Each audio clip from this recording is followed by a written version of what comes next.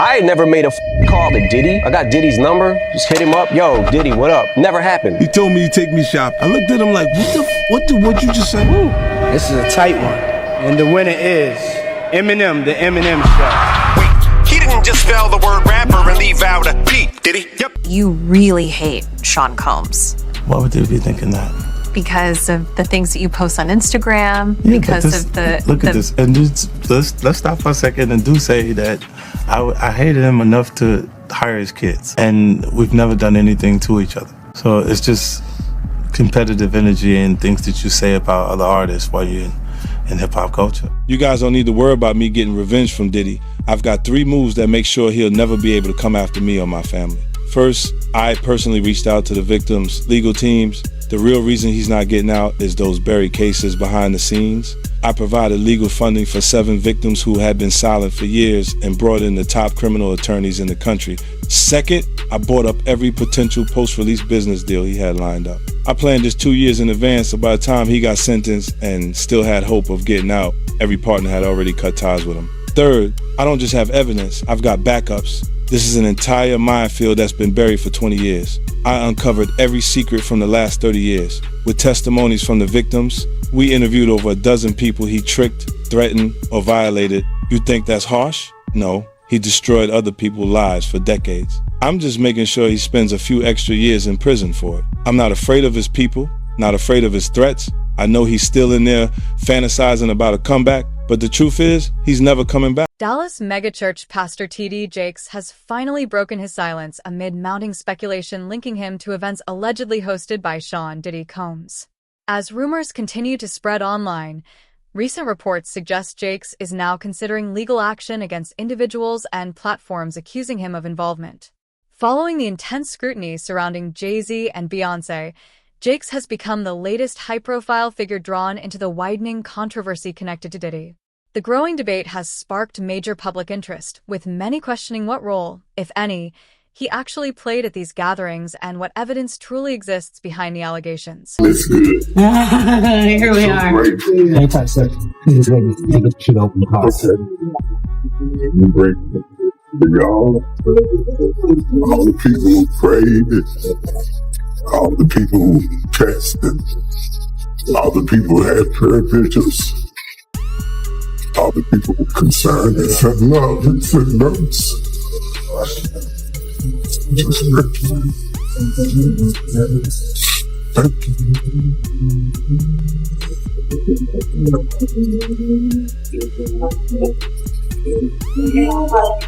Just grateful.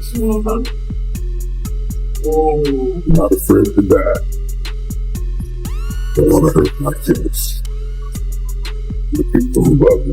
The church hates me. Will call me the God or something. On November 25th, renowned Pastor T.D. Jakes filed a defamation lawsuit against Pastor Dwayne Youngblood after Youngblood publicly accused him of misconduct allegedly dating back to when he was 18 years old. Youngblood claimed the incidents took place during church services and alleged that witnesses and phone records could support his story, accusations that immediately sparked intense public attention and online debate. As the controversy grew, Jake's name also began circulating in discussions tied to the legal storm surrounding Sean Diddy Combs, with comedian Cat Williams further fueling speculation by mentioning him while addressing the broader controversy. Even imagine being 18, 19 years of age, this person is killing it, and they're saying to you, come on in, let's talk. And so I did. I went in, we sat down at a very long dining room table in a room that she had, and for 2 hours, it was unbelievable. Pouring of heart, crying, him talking about my father, we talking about these scenarios, and I inwardly just knew I had finally found someone who could get it. Someone who understood. I'm sitting at this table, and for the first time talking to any man, I got tears coming down my face because somebody gets me. Somebody understood what I was going through. Well, after sitting there and having this long discourse with him, I finally look at my watch and I'm like, oh my goodness, I got to go. I got to get this car back to my mother. She's going to kill me. So I said to Bishop, I got to get up. And I got up from the table. He got up from the table. He walked around toward the way I had to exit quicker than I got over there. And when I started to walk past him, he pulled me to himself, wrapped his arms around me and tried to kiss me. And in that moment, I literally died. I could not. I tell you, to this day, I can't remember how I got out of that place. But I remember driving home with all kinds of crazy thoughts and what in the world am I going to do now? And I finally get home, get in the house, get in the bed. I'm going to try to go to sleep. And I get to sleep and get up in the morning. And in the morning, I step into our bathroom and my home phone rings. My mother answers the phone and she says to me, Wayne, it's Elder Jakes. And I get on that phone. And when I get on that telephone, I can hear water. He is sitting in a bathtub. And in that thing, he says to me, without any hesitation, there's 3 things I need you to do. The first one is, when I come to Pittsburgh, you're going to be the only person I sleep with. The second one is, you can't sleep with anybody else because I don't want to give my wife anything. And thirdly, I will take care of you the rest of your life. I can't to this day remember how I got off that phone, but I do know I made a decision that I wasn't going to the service that night. And eventually I told my mother, I'm not going to go to the service tonight. She says, no. You know, we got a rule in this house. If we go, you go. I never told her what he had done. I went to church, and the most humiliating thing imaginable happened that night at church. Bishop Jakes, getting up to preach, speaks into that microphone. I'm going to ask young minister Youngblood to read for me. And after all of that drama of the last 24 hours, I had to read. T.D. Jakes was initially mentioned in a lawsuit filed by music producer Lil Rod against Sean Diddy Combs, which alleged that Diddy sought to use Jakes' powerful religious influence to help repair and strengthen his public image. The filing portrayed Jakes, through his leadership at the Potter's House, as a highly respected figure whose association could have boosted Diddy's credibility and expanded his reach within influential social and celebrity circles. Despite the growing speculation online, Jakes has firmly denied any wrongdoing and has not publicly provided detailed comments regarding allegations connected to attending Diddy's events, leaving many questions and debates surrounding the controversy unresolved. Pastor T.D. Jakes is named in a federal lawsuit against musician Sean Diddy Combs. It's filed by a producer that worked with Combs. It discusses how the singer planned to leverage his relationship with the bishop to soften the impact on his public image of Casey Ventura's lawsuit. Ventura is a former girlfriend of Combs who filed her own lawsuit in November alleging abuse, violence, and sex trafficking. Meanwhile, Combs' lawyer is criticizing the raids at 2 of the hip-hop mogul's homes in a federal sex trafficking investigation. He called them an unprecedented ambush. It comes as we're getting a new look inside Combs' L.A. house after the search by federal agents. Carter Evans has details about what the feds have uncovered so far. Guns, cell phones, and other electronics are among the items taken from the homes of music mogul Sean Diddy Combs, according to a source familiar with the search warrant performed by federal agents at his properties in Los Angeles and Miami. TMZ says this video shows the aftermath of the raid inside Combs' LA mansion. Drawers empty, documents scattered, and safes opened and searched. Hours after the raid started, Combs was seen walking around the Miami Opa-locka airport, according to TMZ, which also obtained this video. Later, at the same airport, authorities arrested Combs' associate, Brendan Paul, and charged him with drug possession. In a civil suit filed against Combs by former music producer Rodney Jones, Paul was accused of being a drug and gun mule who allegedly aided Combs in sex trafficking. Yesterday, Diddy's lawyer called the law enforcement action nothing more than a witch hunt based on meritless accusations made in civil lawsuits. Could this federal investigation have come out of these private lawsuits? Oh, absolutely. If it involves sex trafficking or drugs or weapons or other illegal behavior. Lori Levinson is a former federal prosecutor. They've decided this is worth a lot of resources across the country. So once they've done these searches, they have evidence to follow up on. And if they've got it, they'll move on it. We still here, you're rocking with the best. Even though Combs has not been publicly named as a target of the investigation, he says he's now prepared to fight. Several individuals have claimed that T.D. Jakes was seen attending some of Sean Diddy Combs' high-profile gatherings, including the rapper's famous all-white parties, allegations that have fueled intense online speculation and debate. One source, identified only as Gandalf, reportedly questioned why such a prominent religious leader would be connected to Diddy in that environment, further intensifying public curiosity surrounding the controversy. The same source has also previously suggested that certain pastors and influential figures maintained relationships within Diddy's social circle, implying that some public personas may differ significantly from private associations. However, no verified evidence has publicly confirmed wrongdoing by Jakes, who continues to deny allegations and has not been formally accused of criminal conduct related to these claims. At the one drink, 2 drinks. And if those girls was drinking out those bottles that he said Diddy laced, and he could show on camera, and he could show that some people had passed out or some people were acting a certain way after they had those drinks, he won his case on that one. When you was around Diddy, was he doing drugs, like party drugs, like ecstasy and stuff like that? Diddy wasn't the dude he is today when I was around him. You understand? He had just started, when I was about to leave, he had just started with because he never smoked weed, he never smoked cigarettes, I never seen him do cocaine or none of that shit. You understand? He would have it for people to do it. You understand? It's certain of his girls like to do it, and he would make sure it would be there. But he wasn't the one that did it. Then he didn't start getting hooked on drugs until he got hooked on those painkillers. After he got hooked on those painkillers, he started drinking more, because he wouldn't even drink hard liquor. He was only drinking champagne, Don P or Cristal. He was not drinking hard liquor then. Yeah, that's real talk, man. And he also claims that, Diddy, he was using T.D. Jakes to fix his image.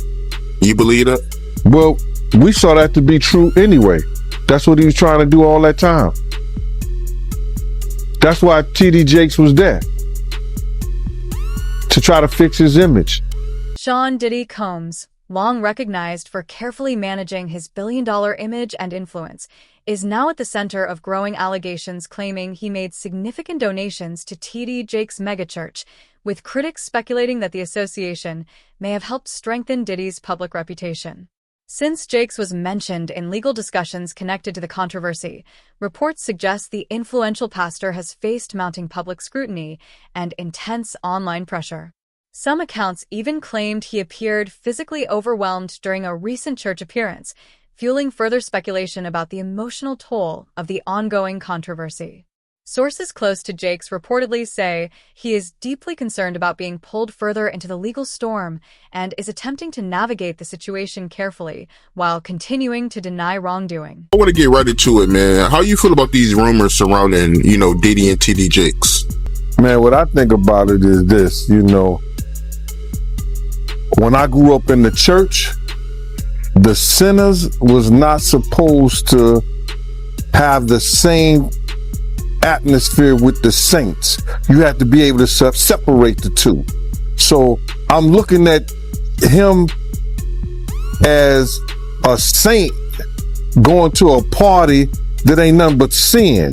drinking, maybe fornication, man on man, woman on woman, he on she. But maybe he there to lay some hands on somebody. Maybe he there to save some souls. I know he got a contract with Revolt, so I'm just like, it's just real strange that he would be found at any kind of Diddy party or any kind of place with Diddy unless it's in a business atmosphere. So now what he's doing is he's making man, he making the Christians look real bad right about now. And you been to these parties, right? Oh yeah, I was there when he was doing the white parties in the Hamptons and the whole 9 yards. So I know what goes on at the parties. If you know, they probably got a little bit more freakier, you know, as time went on, you know, because they got to the point whereas that they didn't even care. It used to be secretly, you know, where people used to go to, you know, separate rooms and different rooms, and they wasn't doing that out in the public, you know. So, but now they don't care.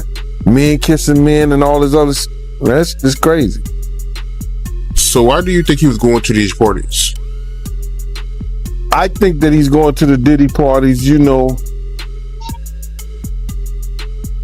bruh.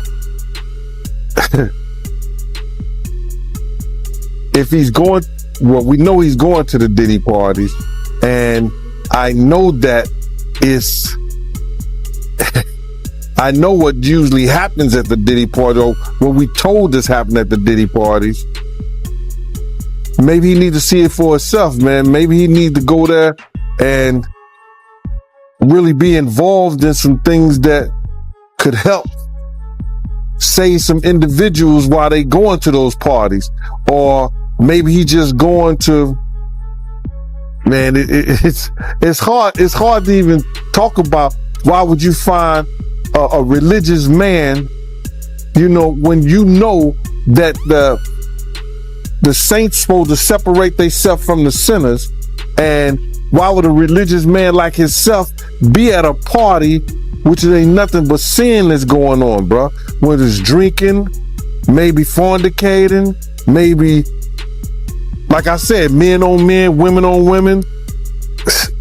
It's hard to put in perspective unless he's involving himself what is actually going on at the parties. It's hard, brother. Bruh, you know, you can't, I really don't know why, as a spiritual advisor to him, that they buddy while he got a party with him like that and be at his parties. It's got to be, maybe it's something more that. Reports circulating online claim that footage allegedly recovered during federal raids on Sean Diddy Combs' Miami mansion may show a pastor appearing in the material, sparking a wave of speculation across social media and entertainment circles. However, authorities have not confirmed the identity of the individual, and no official statement has linked any religious leader to the alleged footage.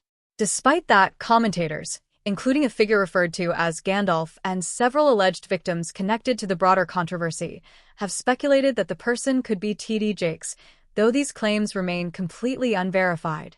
The ongoing rumors have intensified concerns about reputational damage and possible legal fallout, but as of now, no confirmed evidence has been publicly released identifying the individual shown in the alleged footage. Friends is going to speak or say nothing until they're either contacted or they know what they really got. So you feel like they might be worried that they might be on tape at one of Diddy parties doing something they wasn't supposed to be doing? I think that the celebrities that may be worried is because what Lil Rob said. Lil Rob said in his affidavit that Diddy had every room taped and bugged. Diddy had, yo, bro, can you imagine? He had every room taped and bugged, and they found little bugs and little tape recorders. I mean, little those micro projectors or whatever like that, or video cameras. They found them in the house, bro. So by them having those things in the house, and people know there's drugs, there's alcohol, there's loose women, there's loose men, woman on woman, man on man, all kind of crazy shit. Bruh, they just wondering who or when. As the controversy surrounding Sean Diddy Combs continues to intensify, several legal analysts and commentators have argued that many of the allegations connected to Diddy and individuals within his circle revolve around themes of power, influence, and control rather than isolated personal misconduct. Similar claims have also surfaced in accusations directed at T.D. Jakes, whose accuser alleged feeling manipulated, powerless, and humiliated, even claiming Jakes once told him he was owned. Jakes has firmly denied all wrongdoing, and none of these allegations have been proven in court. With public debate growing louder, many observers are now questioning how certain narratives gain momentum online, how media coverage shapes public opinion during high-profile legal battles, and what the long-term legal, reputational, and institutional consequences could be as investigations and court proceedings continue to unfold. Well, the thing with a sexual abuser is they follow a pattern. They fall to type, and you become very clear on what that pattern is, particularly a serial sexual abuser. And these cases were all identical in the facts, identical in the story. It was beginning, middle, conclusion. They know each other? Boom. None of them knew each other. Did you have them meet? No. Did you have them coordinate stories? No, no. Do you think they had any contact with each other before they came to you? Absolutely not. And when you were talking to them, well, first, the ones that you didn't take, why not? Stories didn't make sense. Stories didn't fit the pattern. Stories were not credible. I mean, this is my 30th year as a lawyer. I've tried over 100 cases. I can assess whether somebody's story is credible. And if I don't believe it, I'm not going to put my name on a pleading, sign it, and file it in court. I'm not doing that. And that's what I did with the 60 plus cases that I rejected. And this is not really your area of expertise. If people look you up, celebrity lawsuits is not really where you make your bones. Why this? Well, I was involved in the Weinstein litigation. Right. I was involved in the Paducah litigation. I was involved in the Hayden litigation. Why did I do this? I do this because it's important. I think it's important for people to be heard, have their chance to get the power back. Because sexual abuse, sexual assault is about one thing: taking power, humiliating, demeaning a person and a victim. It has nothing to do with sex. And so I think it's important. I think it's important to get the word out. I think it's important for men to feel, hey, look, I can come out and be heard just like a woman could. And the defense that, look, they knew what they were getting into. These are regrets. They went there, they partied, and now they see a pocket. No, I don't think so. My client were they gay men? One was bisexual, the other ones were not. And they were going there. The client was bisexual, worked for Diddy. Diddy owed him money for doing errands for him and being his step and fetch, for lack of a better word. And I think it was a power move. It was a clear power move because this guy had the nerve to come to him and say, you owe me money. And so Diddy said, come on to the Intercontinental Hotel. He gives him the drug, knocks him out, sodomizes him. And I won't use the term that my client used, but he said he tried to turn me into his B word. And I think it was a clear power move on each and every occasion. I think the ones that took place in the Park Hyatt, that wasn't partying. My client met him at a nightclub in the city here with a music producer. He didn't think he was getting into that.